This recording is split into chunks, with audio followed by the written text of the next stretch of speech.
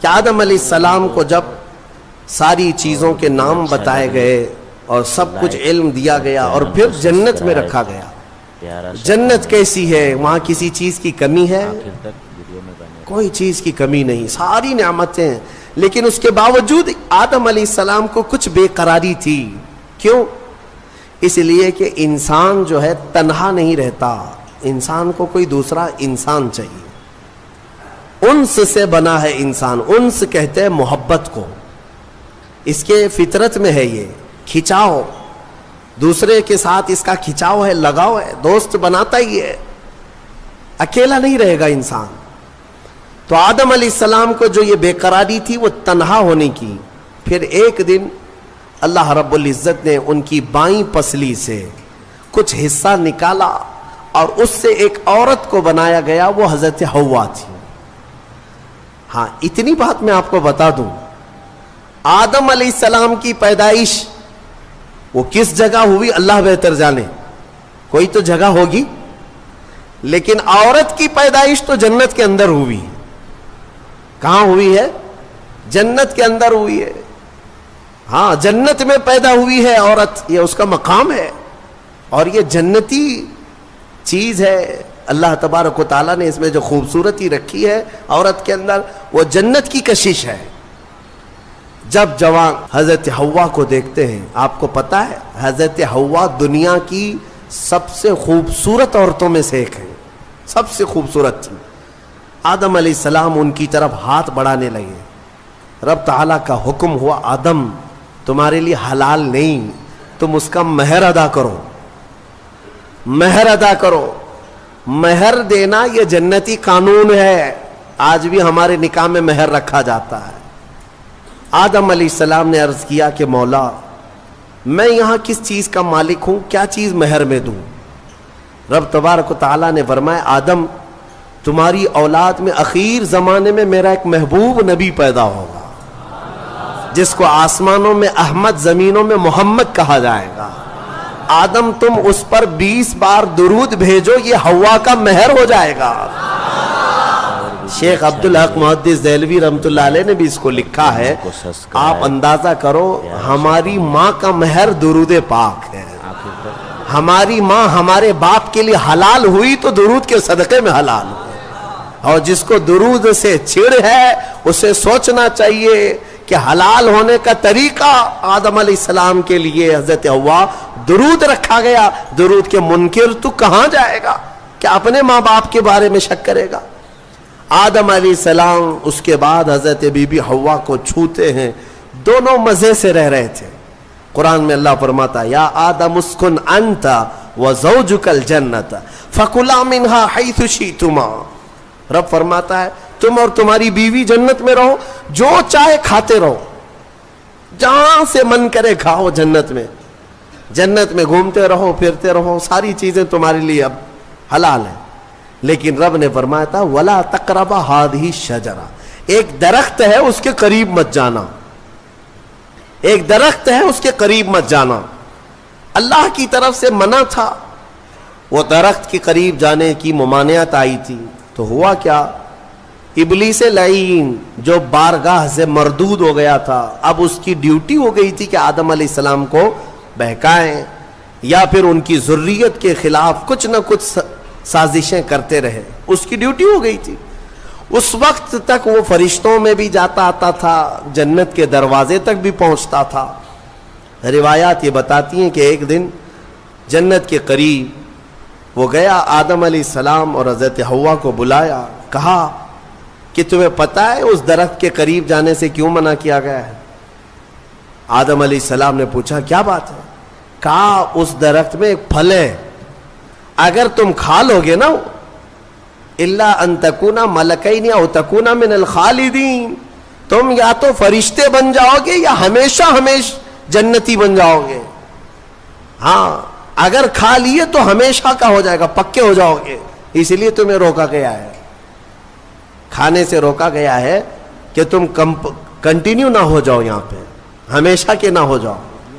آدم علیہ السلام اس کی باتوں میں نہیں آئے، ویڈیو اچھا لگے لیکن اندر آنے کے بعد حضرت حوا بار بار کہنے لگی آدم علیہ السلام نہ بھولیں۔ کہ ایک بار پھل کھا کے تو دیکھتے ہیں, کھا کر کے تو دیکھتے ہیں.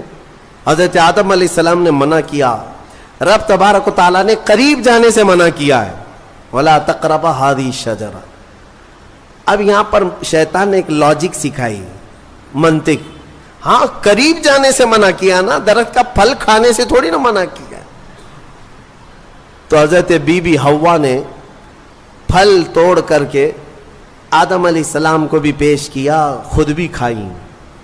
جیسے ہی ان دونوں نے کھائے, قرآن میں اللہ فرماتا ہے دونوں کے کپڑے اتر گئے, لباس اتار لیا گیا, پورا کا پورا لباس اتار لیا گیا. جنت کے کچھ درختوں کے پتوں سے انہوں نے اپنا جسم چھپایا. پھر فوراً حکم آیا اللہ کا, قال اہبطوا, اتر جاؤ تم سب کے سب, تم سب اتر جاؤ جنت سے, زمین پر جاؤ. اس لیے کہ اللہ تعالیٰ نے جس چیز سے روکا تھا تم نے وہ کھا لیا. آدم علیہ السلام کو بھی اتارا گیا, بی بی حوا کو بھی اتارا گیا. جنت میں اور جنہوں نے ان کا تعاون کیا تھا سب کو اتارا گیا, زمین پر بھیج دیا گیا. اور پھر الگ الگ آدم علیہ السلام کو سرندیپ پہاڑ پر, جو سری لنکا میں ہے آج, حضرت حوا کو جدہ میں سعودی عرب میں. اتنا لمبا فاصلہ, اور پوری بھری دنیا میں دو ہی لوگ ہیں, اور ایک ادھر ایک ادھر. رب تبارک و تعالیٰ نے اتارا اور پھر یہ فرمایا ایک مدت تک تم کو زمین میں ٹھہرنا ہے اور پھر میری طرف لوٹ کر کے آنا ہے. آدم علیہ السلام اس بات پر روتے رہے, بہت روئے, تقریباً 350 سال روئے. سب سے زیادہ رونے والوں میں آدم علیہ السلام کا نام آتا ہے. پھر ایک دن ایسا ہوا کہ آدم علیہ السلام نے اللہ تعالیٰ کی بارگاہ میں یوں عرض کیا کہ جب میری آنکھ کھلی تھی, سب سے پہلے حضرت آدم علیہ السلام کی روح ڈالی گئی, آنکھ کھلی تھی, تو سب سے پہلے آدم علیہ السلام کی نظر جس چیز پہ پڑی تھی وہ لا الہ الا اللہ محمد رسول اللہ. اللہ تعالیٰ نے اپنے نام کے ساتھ ایک اور نام رکھا تھا. آدم علیہ السلام نے اللہ کی بارگاہ میں یوں عرض کیا کہ مولا, جس کا نام تو اپنے نام کے ساتھ آسمانوں میں رکھا اس کے طفیل میری توبہ قبول فرما. فوراً رب تبارک و تعالیٰ نے جبرائیل امین کو بھیجا, جاؤ آدم کی توبہ قبول ہوئی, اس لیے کہ محبوب کا وسیلہ لیا گیا. ہاں اسی لیے ہمارے امام بریلی کے تاجدار فرماتے ہیں وہ جہنم میں گیا جو ان سے مستغنی ہوا, ہے خلیل اللہ کو حاجت رسول اللہ کی, ہے خلیل اللہ کو حاجت رسول اللہ کی, عرش حق ہے مسند رفعت رسول اللہ کی, دیکھنی ہے حشر میں عزت رسول اللہ کی. یہ اتنا ہی نہیں میرے عزیزو, تمہیں کیا خبر, قیامت کے دن کے بارے میں بھی اعلیٰ حضرت فرماتے ہیں خلیل و نجی مسیح و صفی سبھی سے کہیں نہ بنی. قیامت کے دن یہ قوم کہاں جائے گی, سارے نبیوں کے پاس جائے گی. سب کیا کہیں گے, میرے علاوہ کسی اور کے پاس جاؤ. ہاں حضور فرمائیں گے آؤ میں تمہاری شفاعت کے لیے ہوں.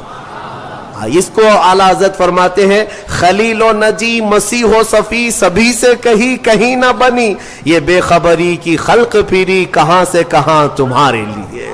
یا رسول اللہ کہاں سے کہاں تمہارے لیے, دہن میں زباں تمہارے لیے, بدن میں ہے جہاں تمہارے لیے, ہم آئے یہاں تمہارے لیے, اٹھے بھی وہاں. الحمدللہ حضرت آدم علیہ السلام کی توبہ قبول ہوئی. اس کے بعد آپ کو حکم ہوا حج پہ جانے کا, آپ حج کے لیے آئے. کعبہ اس وقت موجود تھا, فرشتوں کا تعمیر کیا ہوا تھا. آدم علیہ السلام سفر کر کے گئے حج کے لیے. یہاں سے ایک بات میں عرض کرتا ہوں, دنیا کا پہلا حج ہندوستان کی سرزمین سے ہوا. آدم علیہ السلام اسی زمین سے گئے, اور ہمارے لیے فخر کی بات یہ ہے کہ یہ ہندوستان ہمارے باپ کی زمین ہے. ہاں آدم علیہ السلام باپ ہے کہ نہیں ہے, ہمارے باپ کی زمین ہے. الحمدللہ ہم اپنے باپ کی زمین پر قائم ہیں, ہاں کسی کے باپ کی نہیں ہے. اور فخر سے رہو, خوشی سے رہو. اللہ تبارک و تعالیٰ نے زمین پر تمہیں قرار دیا. آدم علیہ السلام جب وہاں پہنچے تو عرفات کے میدان میں حضرت حوا سے ملاقات ہوئی. پھر اس کے بعد زندگی کی ابتدا ہوئی. اولاد شروع ہوئی آدم علیہ السلام کی، پھر نسل انسانی کا ایک بہت بڑا سلسلہ شروع ہوا.